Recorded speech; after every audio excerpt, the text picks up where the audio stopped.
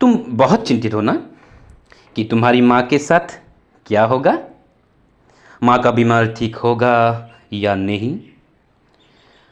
अरे तुमने मुझे बोला ना एक बार, मैंने चुन लिया।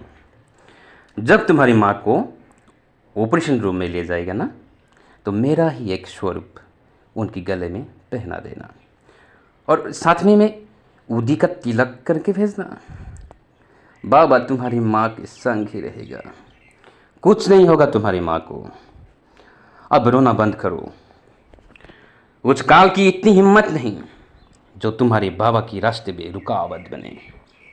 मैं कालों का काल महाकाल हूँ। ज़रूरत पड़ने पर मैं अपनी पूर्ण शक्ति लगा के तुम्हारी माँ की रक्षा करूँगा। मैं तो अपनी सच्चे भक्त के लिए सब कुछ कर सकता हूँ, सब कुछ।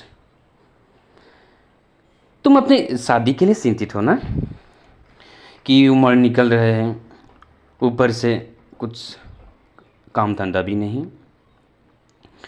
जब ये सब मुझे तुम बोल चुके हो, फिर किस बात की चिंता?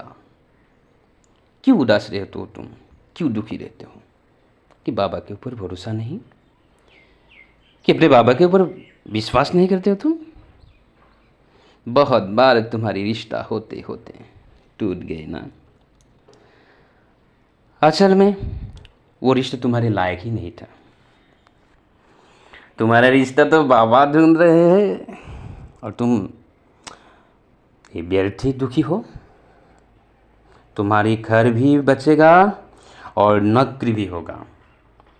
बस अपने बाबा के बातों में ध्यान देना, अपने बाबा को कभी भूलना नहीं।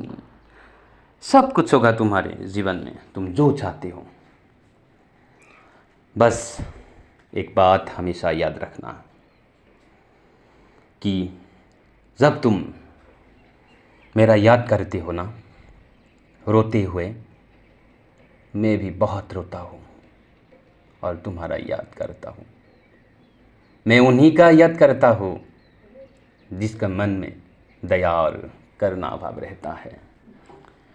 इस सारे ब्रह्मांड में तो, इस सारे संसार में मेरा करोड़ों भक्त है, लेकिन हर कोई मुझे याद करता है, लेकिन मैं किसका याद करता हूँ, वो सबसे बड़ी बात है। मैं उन भक्तों का दास हूँ जो सदैव दूसरे के लिए चिंतित होता है, जो खुद भूखा रह के दूसरे को भूख मिटाता है, जो खुद प्यासे होके भी दूसरे की प्यास मिटाता है। मैं उन भक्त के संग हमेशा रहूँगा, क्योंकि मैं कभी असत्य नहीं बोलता हूँ। राम जी भला करे, सबका मालिक एक।